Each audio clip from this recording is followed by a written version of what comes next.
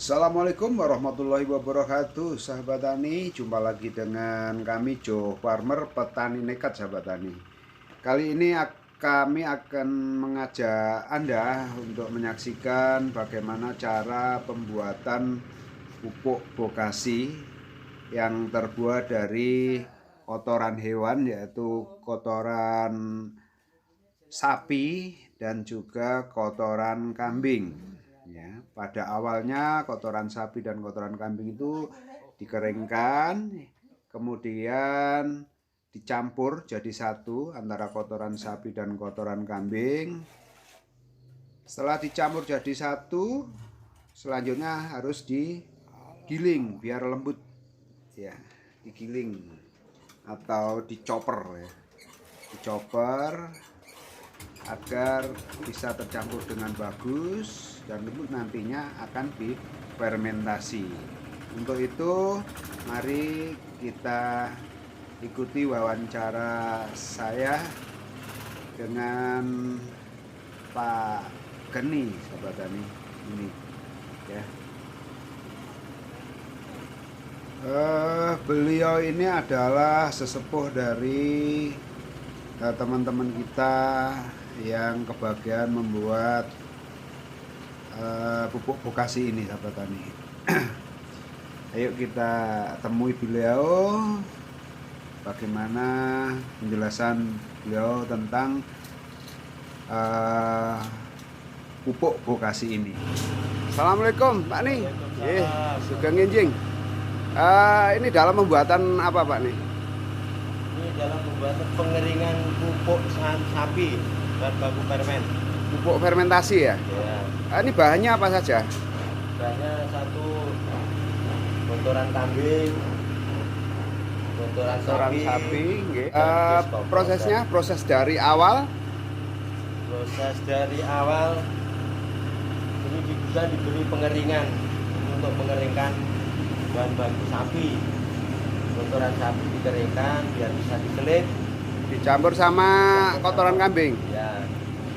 Terus proses fermentasinya Pak? Fermentasinya dikasih WF4 dan diskomposer, diaduk sampai merata, ditunggu sampai umur 14 hari. Sampai berapa hari? Sampai 14 hari sampai 21 14 hari sampai 21 hari itu sudah jadi, siap dipakai Pak nih ya. Sudah dipakai sampai dingin. Terus kira-kira dalam 1 bulan ini bisa memproduksi berapa ton Pak? Ada 2 ton?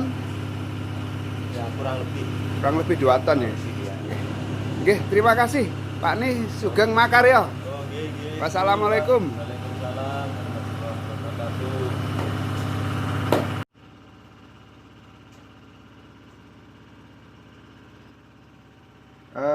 Sahabat tani, itu tadi bincang-bincang kita sama beliau, pengelola dari pupuk bokasi ini, sahabat tani.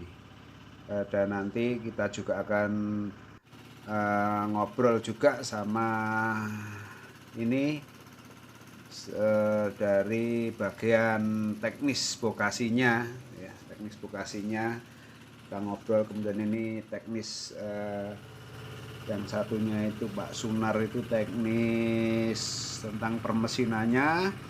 Terus dari Pak B, ya, Pak B itu adalah teknis bokasinya sampai pengemasannya, ya. Nanti kita bincang-bincang sama beliau. Nah, ini proses dari penggilingannya seperti ini, sahabat tani. Jadi penggilingannya atau melalui chopper, sehingga terjadi pupuk campuran antara kotoran sapi dengan kotoran kambing. Oke, sahabat tani, berikutnya ayo kita ngobrol sama Pak B, bagian dari fermentasi, sahabat tani. Assalamualaikum Pak B. Waalaikumsalam Pak Johan. Sugeng Nginjing. Lagi kerja nggih? Kerja apa ini? Kerjanya lagi nyoper pupuk. Nyoper pupuk. Pupuk bokasi Pak B ya. Bokasi. Bisa menjelaskan Pak B proses pembuatan pupuk Bokasi dari awal, terus bahannya apa sampai jadi, terus produksi itu nanti dikirim ke siapa saja yang membutuhkan, dari mana saja Pak B? Ya, kita mulai dari bahan dulu Bapak. Yang pertama ada pupuk kandang, kotoran kambing, juga kotoran sapi. Nah, perbandingannya yang kita bikin adalah 60% pupuk kandang dari kotoran kambing, yang 40%-nya dari kotoran sapi. Nah, untuk mempermudah kita mengaduk atau memfermentasi, maka seperti contoh di belakang itu kita giling dulu. Karena biasanya kalau kita fermentasi dulu biasanya lengket di mesin chopper. Nah, setelah kita giling, nanti kita aduk dengan campuran untuk bakteria starternya, yaitu ada EM stock, kemudian kita tambah lagi BK decomposer, itu bakteri untuk pengoret tanah yang paling bagus. Setelah kita aduk rata dengan kebasahan tertentu, selesai itu langsung kita tutup pakai terpal. Kita fermentasi selama 2 minggu atau 14 hari. Nah, Perlu dicampur apa tadi? Sekam nggak ya? sebenarnya bisa untuk sekam, tapi kita pilih sekam yang sudah membusuk, artinya sekam yang lapisan paling bawah, itu bisa. Nah, pada masa fermentasi 14 hari itu, per 3 hari sekali pupuk yang kita fermentasi itu kita aduk untuk mengeluarkan gas amoniaknya. Setelah 14 hari, maka pupuk yang kita bikin sudah jadi. Ciri-cirinya, 1, pupuk itu warnanya kehitaman. 2, pupuk yang kita bikin itu rasanya sudah tidak panas lagi tetapi dingin. Nah, baru kita aplikasikan terhadap tanaman kita yang kita hendaki. Terus dari produksi panjenengan Pak B, Ya. ini yang sementara ini yang membutuhkan itu dari wilayah mana saja? Utamanya di Dusun Kerajaan itu orang sudah mulai mengenal. Jadi untuk ibu-ibu yang suka menanam bunga, yang suka menanam sayur, nah, utamanya terhadap kegiatan kita di Gema Kucur. Ternyata untuk kegiatan ini sudah banyak imbasnya ke lingkungan sekitarnya. Kemudian banyak juga warga lain, tetangga kita seperti Dusun Bimbing, Desa Sumber Bening itu sudah mulai memakai produk kita. Demikian. Iya, Pak B. Selamat bekerja Pak B, sukses selalu. Terima kasih informasi yang sangat berharga ini, biar bisa diedukasi oleh warga masyarakat Dongko pada khususnya, dan untuk warga Trenggalek pada umumnya, Pak B. Sama-sama. Terima kasih. Pak Jan. Assalamualaikum. Waalaikumsalam.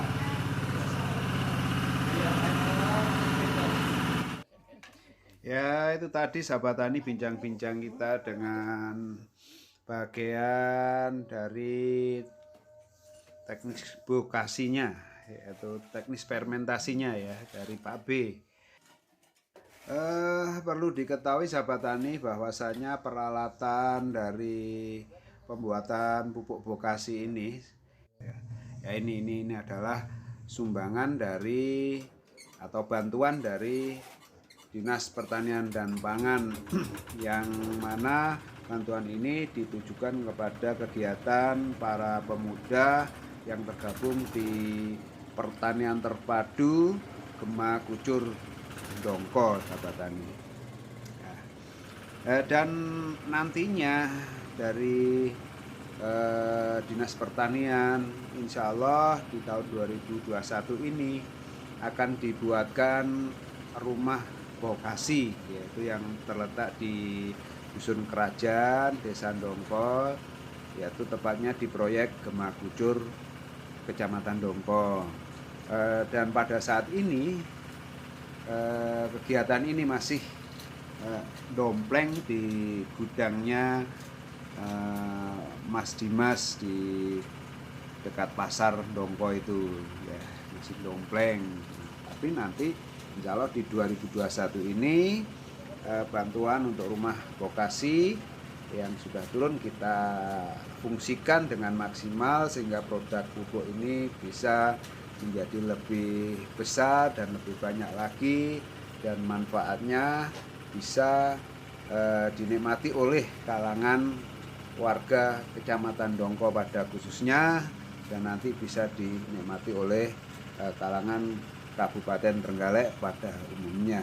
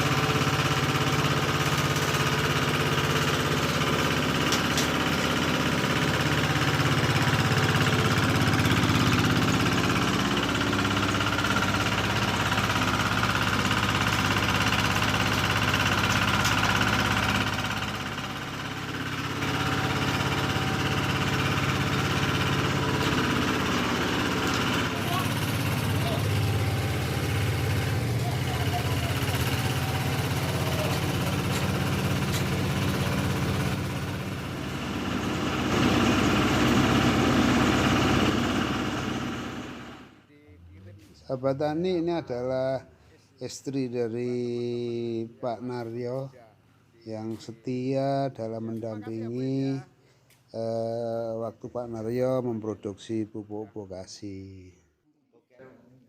Ya sahabat, pada satu waktu tertentu ini perlu pembersihan karena pupuk yang diseleb itu biasanya agak basah sehingga menempel pada pisau-pisau dan juga menempel pada dinding